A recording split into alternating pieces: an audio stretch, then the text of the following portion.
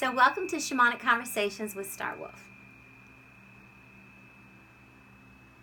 And periodically I'll be reaching out to you through these conversations, and I welcome your comments back to me. After all, it is a conversation.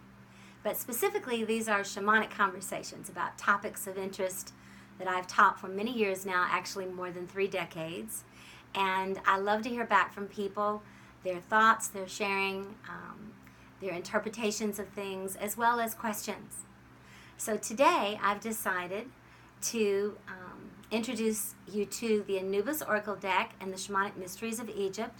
And probably many of you who are old friends have purchased some of these books in the past, or you've certainly, if you've been in Venus Rising groups, you've pulled these cards because we almost always have them out. But I'll say a couple of things about Shamanic Mysteries of Egypt. This is Awakening the Healing Power of the Heart with Nikki Scully and Linda Starwolf. And then the Anubis Oracle deck, which is a journey into the Shamanic Mysteries of Egypt, again with Nikki Scully and Linda Starwolf, and illustrated by Chris Walder. And there's actually a third companion book, which is Shamanic Egyptian Astrology by myself and Ruby Falconer, my longtime friend, business manager, colleague, and incredible astrologer. So there's kind of a 3 companion set to these mysteries. But today we're focused on the Anubis Oracle.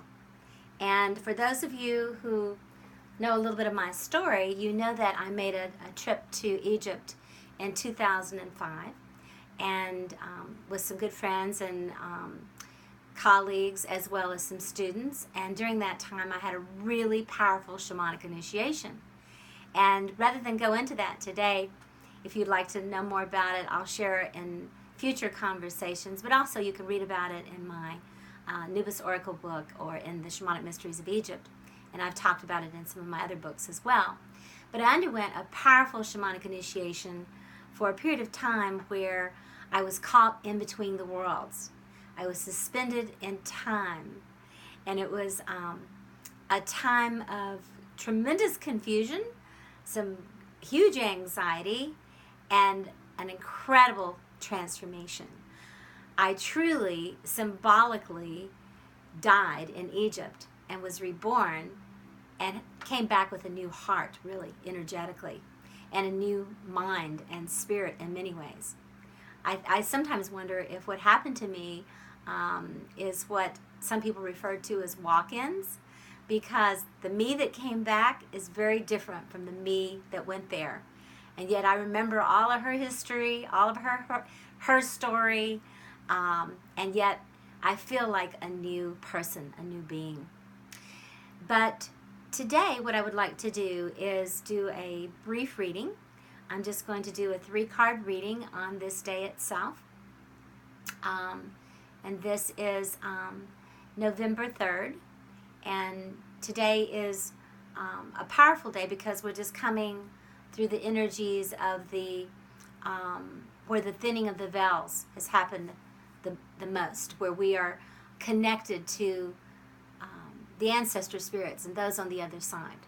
So for all of you who honor this time when the veils are thin and celebrate this time of remembering the ones we love who've just gone into another room, and we'll join them very shortly, and to honor their passing, but to honor that they're also still here with us and that they continue to send us messages of love and support. So I'm going to pull 3 cards from this deck, and this is the Anubis Oracle deck, and I'm going to ask for 3 energies to come through to speak to our audience today about what it is we need to know and what will help us during this time.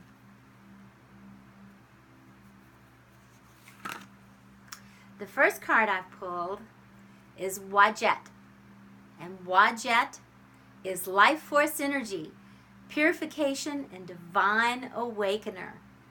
And Wadjet means really watch out. When Wadjet shows up, she is the Uranian energy, and when she shows up, she says things are definitely going to get shaken up. A whole lot of shaken up energy is going to happen. We're all shook up, so to speak. And it can be really scary and frightening when things get shook up unless we're willing to see that there's something that needs to change. It's kind of like just taking grains of sand and throwing them in the air and letting them land where they will.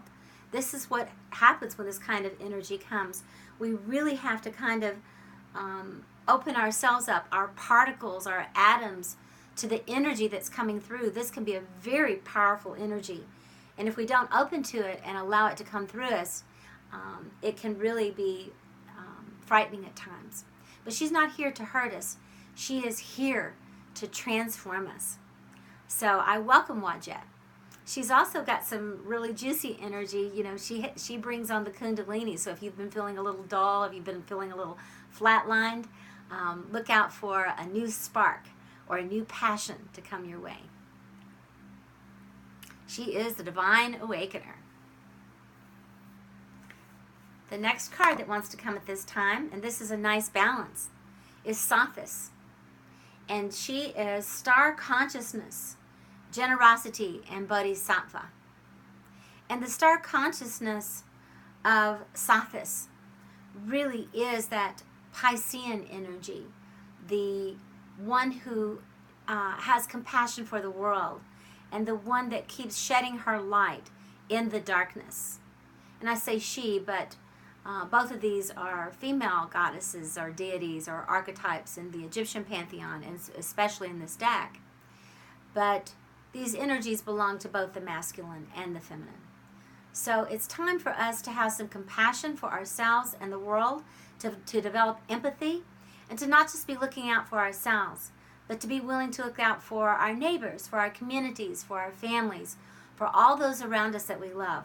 And that's not just human beings, that's four-leggeds, that's the forest, the mountains, the trees, the oceans. Everything that we love deserves to have some Sothis energy. And it emanates from a higher level of consciousness. It gets beyond our own self-centered thinking of just about myself. And it means that we're able to make some sacrifice. And I'm not talking about being codependent and sacrificing ourselves in an unhealthy way. But it's about being able to get bigger and to be the bigger person sometime. And that's really important for all of us. Learn how to do that, is to grow up and to expand our consciousness and our awareness, and to be able to serve the planet. And last but not least, the card that's jumping out. There's two that's really jumping out, but I'm just going to go with one. And that's the crested Ibis, which is the sacred archetypal element of air. And the Ibis frequently is thought to represent Thoth. There's actually a Thoth card in this deck, but it's the energy of the mind and the right use of using our mind and our expansive consciousness. So it's an opportunity to get a little bit bigger again, and it's asking us to clear our thoughts, perhaps meditate, breathe, do shamanic breath work, do something to clear the air and to breathe and to really take in deep breaths and to maybe do some Kundalini, Wadjet breathing to open up to the bigger story of Sothis right now. So I'm going to take this for myself, is that I need to breathe. It's been a little while since I did a shamanic breathwork session for myself, and I've been threatening to do that for days now. So my interpretation today is, Star Wolf, things are getting shook up. There's a whole lot of energy moving right now. The Kundalini is on. There's a bigger story coming. Lots of compassion and love needed and planetary service. So breathe. So I'm going to invite all of you to keep breathing.